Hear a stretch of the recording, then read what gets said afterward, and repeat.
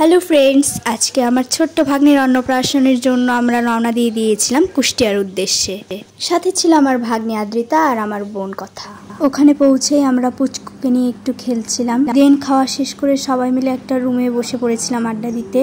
আড্ডা শেষে বেরিয়ে পড়েছিলাম কুষ্টিয়ার খোকসা কালী মন্দিরে যাওয়ার জন্য।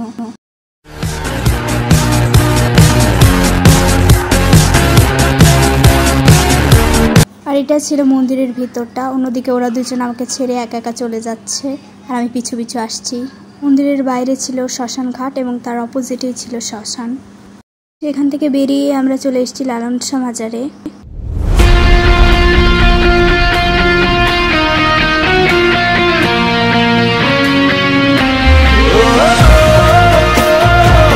এখানে ছিল লালন গীতির অন্যান্য শিল্পীদের সমাধি। তবে লালন শাহর সমাধি ছিল ভিতরে, যেখানে ছবি তোলা বা ভিডিও করা নিষেধ। আর এখানকার আরেক পাশে বিভিন্ন শিল্পীরা গান করছিল।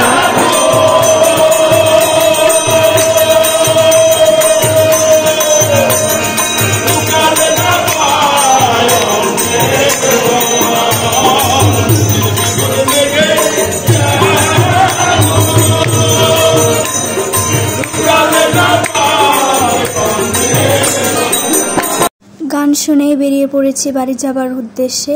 তো ভিডিওটা কেমন লাগলো সবাই কমেন্ট করে জানিও। আজকে এই পর্যন্তই, টাটা।